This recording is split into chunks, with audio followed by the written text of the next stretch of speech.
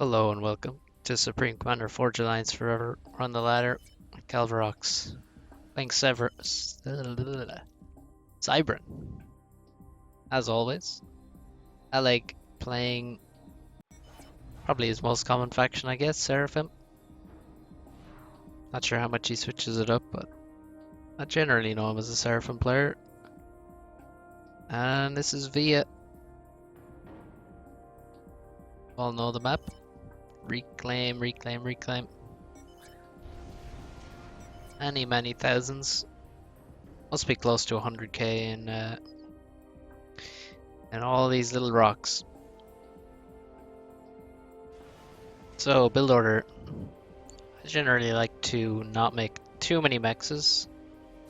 Just a couple with the ACU, so you can get those P-gens and stuff faster. You can see Kalvirox doing something like that. First two engineers. Oh, bit of a mistake there. Overestimating the build range. His first two engineers build a mex each and then do some manual reclaim and expand.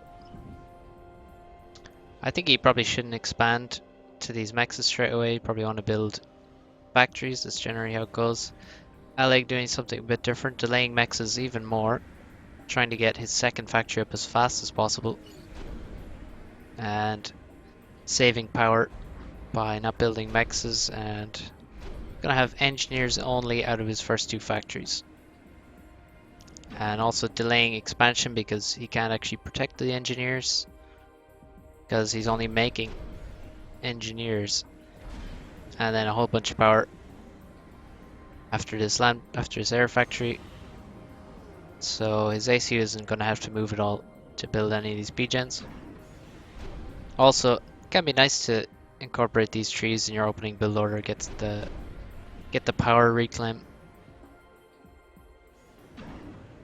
It's good generally just to adjust where you're sending those reclaiming engineers. Maybe you need more mass, so you're focusing on getting these patches here, the front of your base, and then, well, you didn't build enough P-gens, and then you just send a couple engineers to the back to get the trees. That's going to give you power as well as some mass.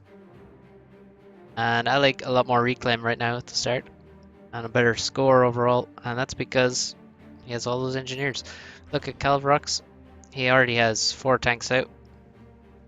Being very careful to keep this engineer alive. And also defending this location and this location. But Aleg is not attacking at all. And also Aleg is Seraphim, so there's no chance of labs going to Kalvirox, so slightly less danger. Time now to move across the map, certainly for Kalvirox. On the bottom side, now that he has some tanks gathered. Always is much more powerful to raid with 2 or 3 tanks than just sending the 1. So gathering forces like this and then sending them across the map is a good idea. Aleg with so much more reclaim at the start now. So he's just going maximum greed here. We have 3 tanks and we're almost 5 minutes in. Engineers only, and this is a very fast T2 being assisted as well, and we're not even at 5 minutes and he's already a third of the way through that upgrade. Engineers out of this factory, engineers out of this factory, this one, and this one. There's just no tanks whatsoever. He's skipping T1 entirely. Just made a little bit of air, and there's damage that could have been done by Kalvirox, but he's not aware of this. He sees the land factories, so he's obviously not thinking that it's only engineers coming, but that's how it is. Trying to do some damage on the bottom. He should be successful. And on the other side, slight mistake to be rallying tanks to this expansion, I think. Where the ACU is, should be sending the majority of tanks to the other side. Here's the raid. And he's going to kill some mexes, kills the engineer. The point defense does not get completed. Point defense going up here to defend these reclaiming engineers. And there's a point defense planned in this expansion and this expansion as well. T2 is done and the support factories are on the way. Let's see how many support factories is he going for straight away, I wonder. And you can see he's also assisting these support factories so they build faster. Definitely want to do that. If you look at the build time, it takes 1 minute 20 for a support factory to build. It's kind of a long time to wait, so you definitely want to be assisting because he desperately needs units. He has one tank and he has actually, well, one T1 tank and one Yenzine has just come out of the factory. T2 Pigeon is done very quickly and that's very efficient eco-wise. And the T1 skip looks like it's going to pay off for Aleg. He's making Ilshis out of this factory. If we look at reclaim, he has almost 3k more reclaim, but significantly less generated mass. So the total mass is actually the same for both these guys. Kalvirox has been making them T2 mexes, and he hasn't lost any mexes, any expansion mexes, so let's see what happens. We need some radar. There it goes. And these Ilshis are going to clean up the Mantis. Eco-wise, very few mech upgrades, so he's focused on getting the Ilshis out. And skipping T1 on this map is certainly possible. And it looks like Aleg is making it work. It's certainly good with these chickens. Such a powerful unit. They mop up T1 very well, all T1 tanks. Kind of like a walking PD. And he's going to clean up these raids.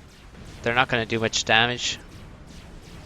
Get a few kills. But overall, you can see Aleg is not taking much damage here from his T1. Ooh, T3 already started for Kalvirox. One thing about Kalvirox is he does love himself some loyalist. That's what we got planned here. Loyalist only. Loyalist versus Ilshevo. Well, you gotta favor the loyalist for sure, but Ilshi's a pretty strong tank. Still very little eco for Aleg.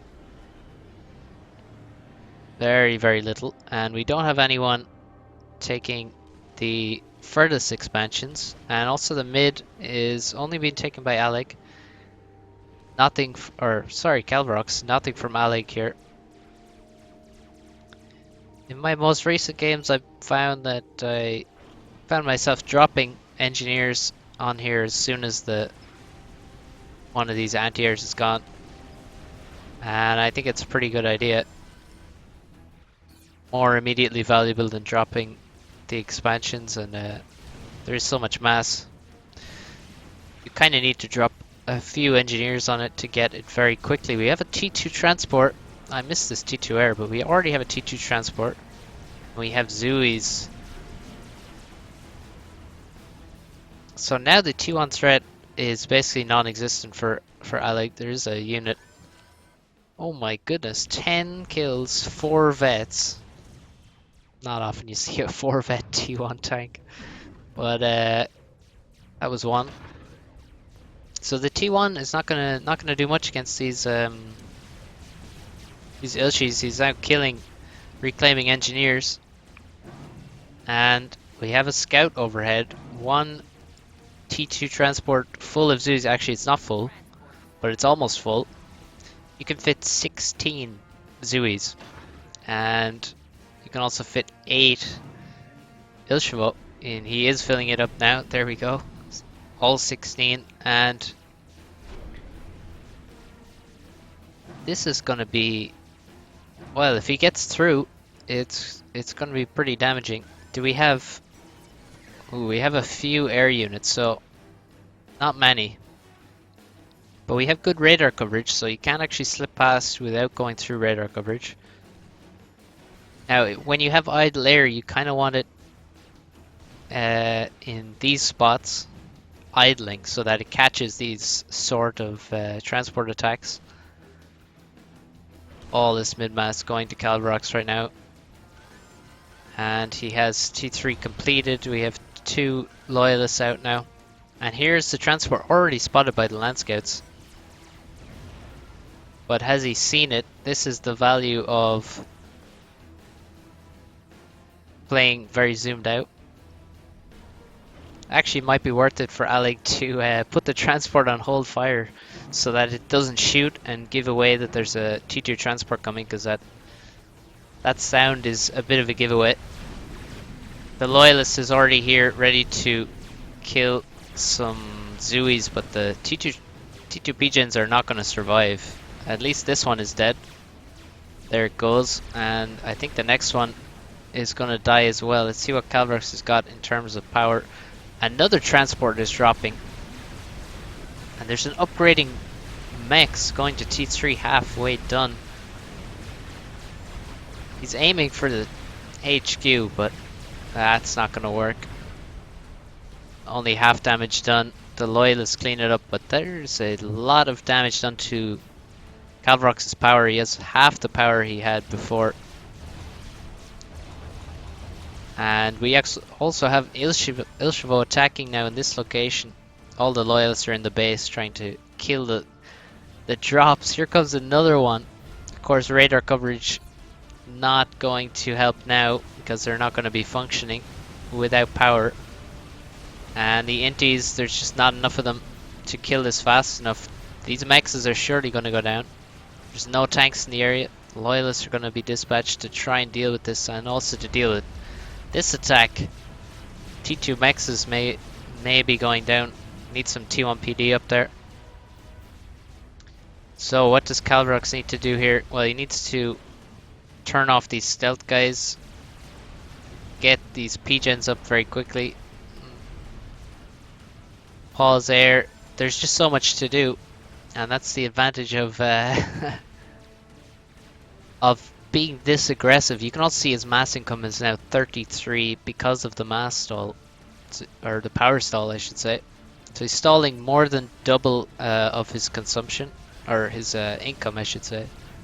So he loses over half of his mass income. T3 air now done for Aleg, and we're only at 13 minutes. So with all of this shit that Kalvirox is having to react to, nicely timed attacks from Aleg. First this drop did a lot of power damage, only the second P-gen going up now. And then further drops here, which killed T2 mexes. More T2 mexes dead here, and this factory, which was actually made it to T3 as a support factory, with the T2 land moving in. And this drop got cut out. Well done by Kalvirox, but there's more transports flying in, and he's not going to catch this one. And it holds on board 5 Ilshevo. They're going to aim for the power once again. Transport will die on the way out, but oh, the T3 engineer is targeted. And now the T2 P-gen is going to damage these Ilshevo. So he changes target to kill this T2 P-gen first. He wants to get out of range of the blast of this T2 P-gen. Now, will he actually get all 3? He's not going to get all 3. He should finish this one off. There it goes, killing build power with it and damaging the loyalist. Aleg has his T2 commander quite far forward. And the T3 air, where is... Ooh, we have a strap bomber queued up. And it's about halfway done. It does have the factory paused, so I don't think that's a good idea. So the factory will gain bonuses from the adjacency of the P-gens, even though they're only 2-1, but assisting engineers don't get any bonus from the adjacency. And we also have T3 land done as well for him, so Autumn's coming out, and now this T2 commander is going for the gun. Another couple Ilshi going to be dropped. I don't know if this one's going to get through. It's already revealed itself. Kalvirox in yet another massive power stall. He's trying to make a T3 P-Gen, but he only has one T2 power generator. T3 P-Gen is expensive, power-wise especially. Loyalist moving in on this commander. He's already at half HP. And oh, an overcharge takes out 2 of the Loyalists. There's only 2 left now. This is a big chance. If he sends all these Loyalists now after this ACU, I think he can get the kill. This drop does land, and another T2 Mex is surely gonna die. I think, yes, I think he just needs to go for the kill here. He's so far behind at this stage. Look at the mass income now. We have T3 Mex. Oh, the strap bomber is done. Does Kalvirox know? He has seen there's T3 air, but I mean, what can he do about it?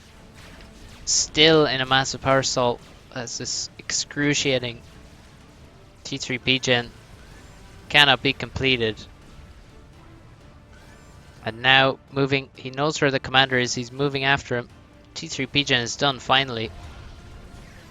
And the strap bomber appears. He needs the commander kill.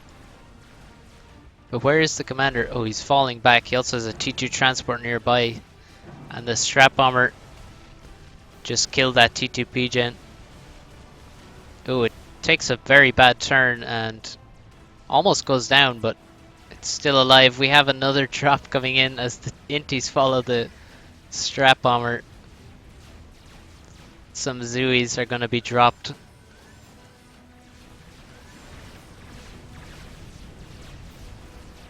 And this P-Gen is dead. It's surely dead. Kalvirox says GG, calls it.